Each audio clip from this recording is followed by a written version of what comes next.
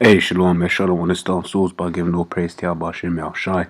The belong is supposed to GMS and honors to brothers doing the work in truth, one sincerity. I was meditating the other day with reasoning, rather with one of the brothers' camp before camp. You know, he was talking about being content. One of the things you might find yourself doing is wanting too much, or what would you call it? Which called not being grateful for things that have been given to you, right? The reason to do that, why you gotta just, be content and be grateful is this, right? It's Romans 3:23. So for all have sinned and come short of the glory of the Most High. We've all gone off, man. It's like a force of habit. It's lucky. Right, we've all gone off. Until we're changed, until we get given that heart of flesh, right, we're gonna continue going off. So the only thing that we deserve, according to scriptures, is death, because it says sin is the wages of death. So rather, the wages of sin is death, right? So it's basically about being content, because positions you might find yourself in, you might be saying things like it might be complaining about the job and all of that, and to be honest, at the end of the day, right, no one wants to work for you, so that ain't the shit. But at the end of the day, you got a job. There brothers out there that ain't got jobs, that are struggling, man.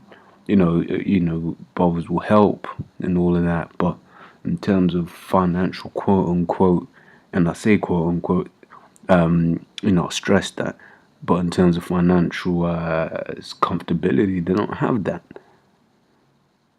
Right, and then you get other brothers, I experienced this myself with what you call it, one of the women I've dealt with whilst in this truth, where you kind of just like, you ain't really feeling her like that, right? And then you stay like, I ain't really into her like that. But then there are other brothers that ain't got women, that are having to, jack off instead. Whereas, you don't enjoy the box, but box is box. You ain't gonna get the woman of your dreams on this side, right? You might be attracted to all of this, that, and the other, but what does Paul say? So you shall have trouble in the flesh. So that's just the balance of things, because Mark 2:10 says this is not your rest. Right, so we just got to be content. I mean, there's a balance though, because there is if you're in a fucked up position, it is good for you to get out of that fucked up position.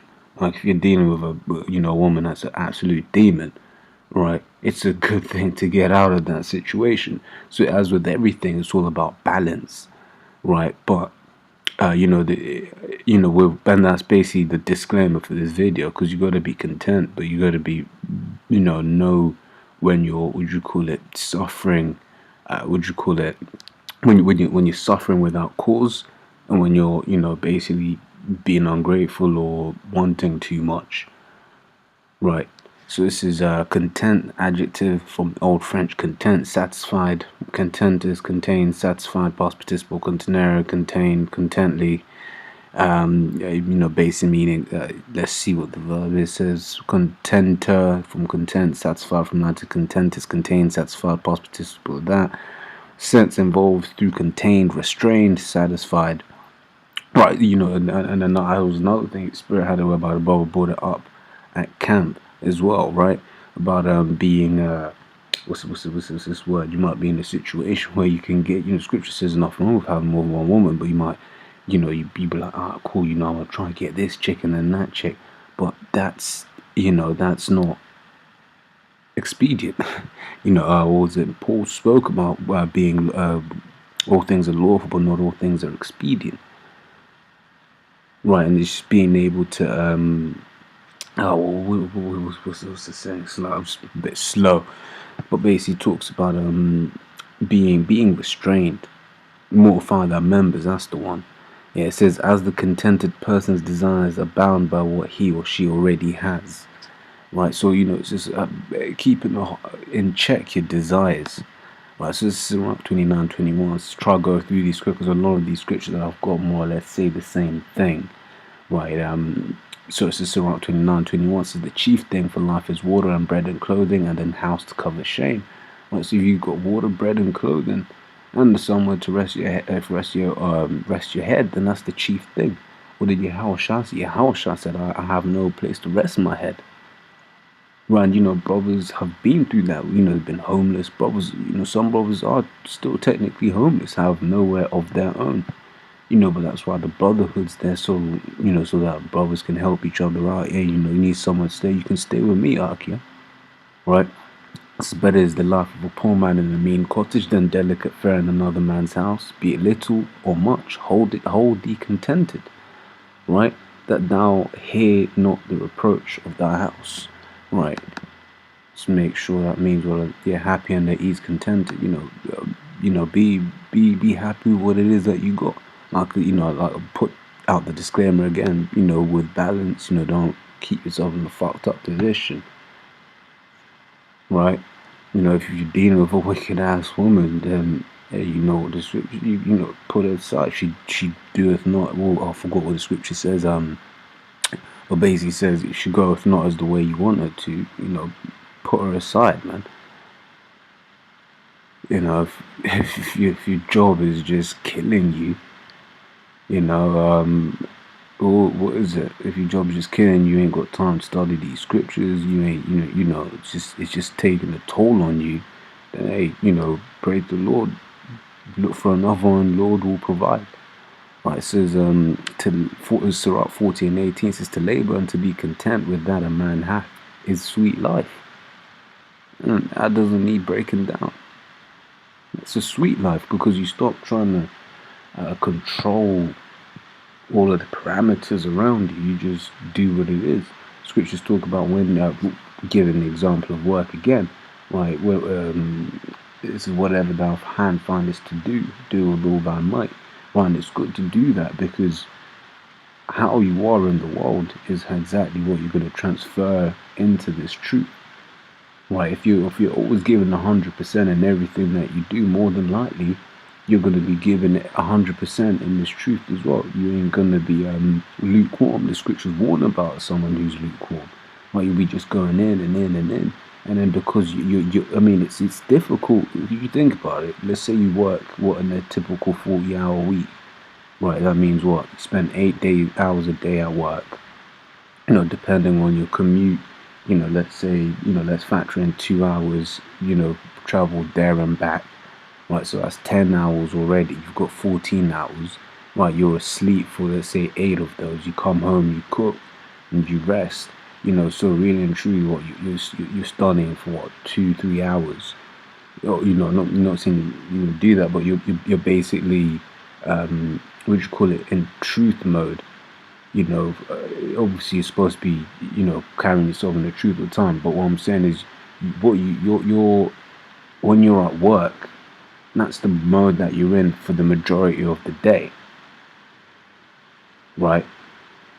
Whereas when you're not at work, so basically, I'm struggling to make my point. But basically, because you're at work most of your day, right? If you're half-assed for the majority of your day, when you then come to study and do all of this, how easy is it going to be able to just switch off that half-assedness? Right, so it's all about habits. If you're habitually always just lazy, then when it comes to important stuff, when it comes to switch, you're going to be lazy as well. Right, I completely forgot why I brought that up. I'm not 100% there right now. This is 1 Timothy 6:6 says, but godliness with contentment is great gain, for we brought nothing into this world, and it is certain we can carry no thing out.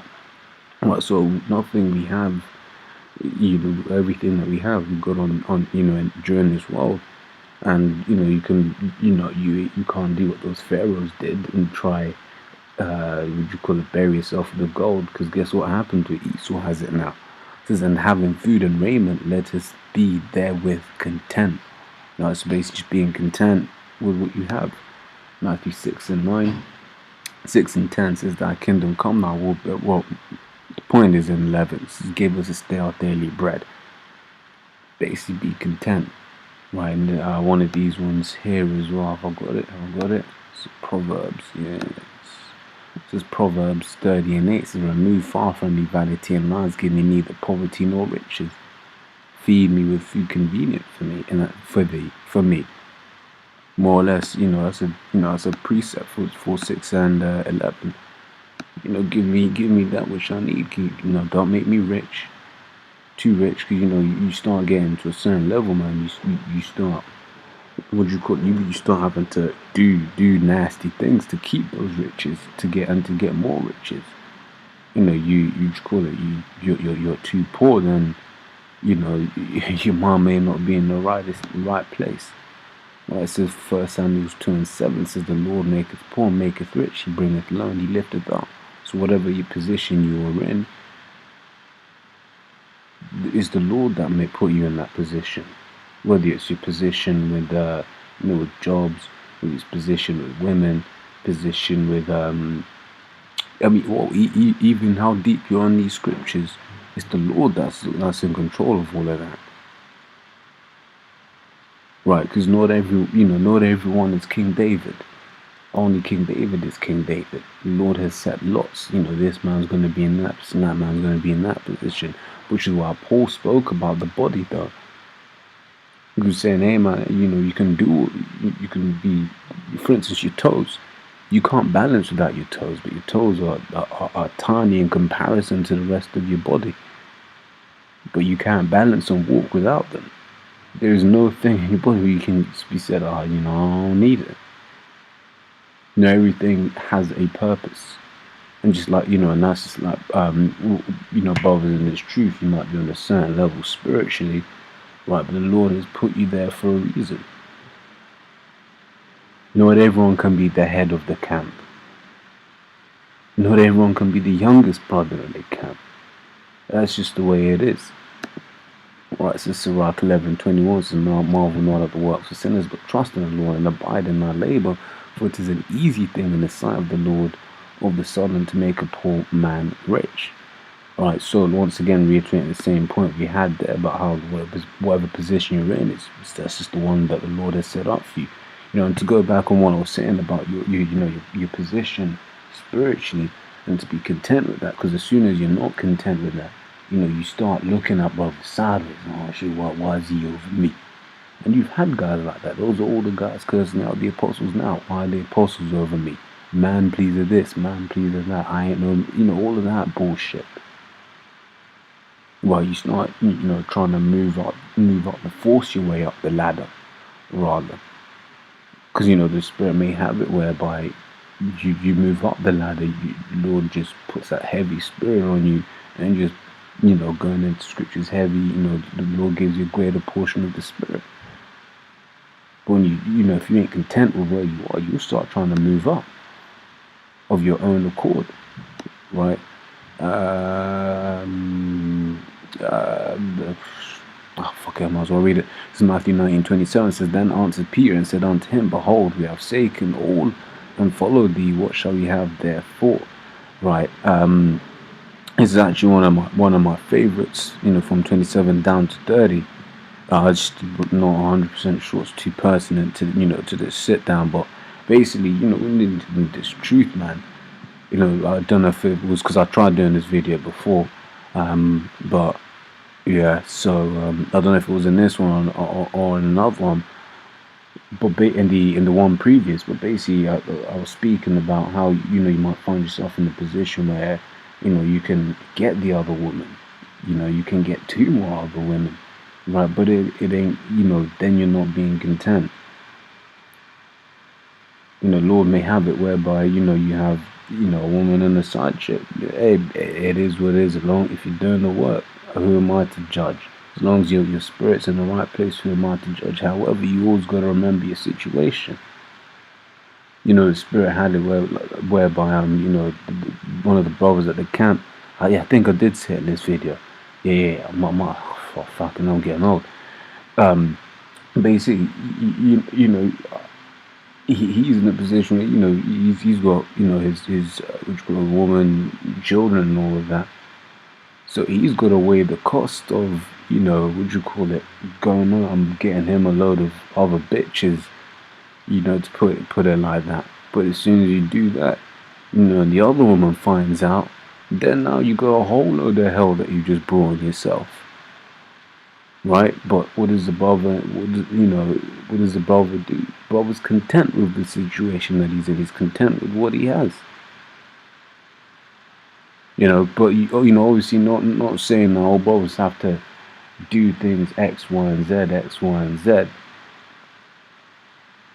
Because at the end of the day, we've all got our own different spirits. But you know that you're a shit liar, and you got kids, and if your woman found that you've been fucking run, i.e. you weren't content,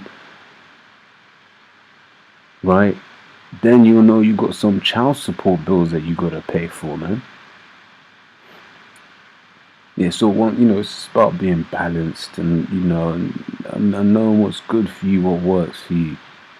Right, it says, in the hour shall I say unto them, verily I say unto you, that ye which have followed me in the regeneration, when the Son of Man shall sit in the throne of his glory, ye also shall sit upon 12 thrones, judging the 12 tribes of Israel. Right? So, for forsaking all of these things that we could have had on this side, because sometimes we may be in a position where you can actually have what you want, but there's a cost. And that cost might be, you ain't studying as much. That cost might be affiliations with people you don't want to be affiliated with. Right? But because of all of those losses that we've taken, then the Lord will reward us, and that reward is greater than any. Right? It says, and everyone that hath forsaken houses, or brethren, or sisters, or father, or mother, or wife, or children, or lands. Land, that's riches. Some brothers have turned down hella riches. Why? To be content so that they can do this work. What did we read here? Proverbs 30 and 18 says, give me neither poverty nor riches. Right? It says, or wife, or children, or lands for my name's sake shall receive 100-fold and shall inherit everlasting life. Right, so all of those things that we've had to, give up on this side, the Lord's going to give it to us, man, 100-fold. And I want to reiterate, in case I said in another video, not this one, it doesn't mean that the Lord, if the Lord gives you a job that pays well, that there's a problem. There's no problem with that. That's what the Lord gave you. Be content with it. But it's going to be a load of hell that comes with it. But guess what? It's so that you can help the brotherhood. 2 Corinthians 12 and 9 says, and he said unto me, so 12 and 8, for this thing I besought the Lord thrice, that I might depart from me. This is Paul, praying to our Lord about his ailment. Right, and the Lord said, and he said unto me, my grace is sufficient for thee. Like basically going into pointing how at the end of the day, man, we've all sinned. Scripture says we all sin and come short of the glory of the Lord. Right? Therefore, my grace is sufficient for thee. You might pray, would you call it? You might pray for an ailment to go away. The Lord's like, hey man, my grace is sufficient for thee, man. You might pray for more X, more Y. The Lord will just be like, hey, my grace is sufficient for thee. Just be content with the position that I made you, that I've put you in. Because Paul, he was heavy in his spirit. And therefore, the Lord basically balanced it out so that he was content, so that he didn't get too big-headed. Which I think is said, unless I shall be exalted above measure through the abundance of the revelations, therefore was given me a thorn in the flesh, the messenger of Satan, to buffet me, lest I shall be exalted above measure. Basically to keep him in check. Right, so, the kingdom's where we're going to have all those goodies. Not on this side. But yes, sorry if I've waffled on a bit. But Lord, that was edifying. Shalom.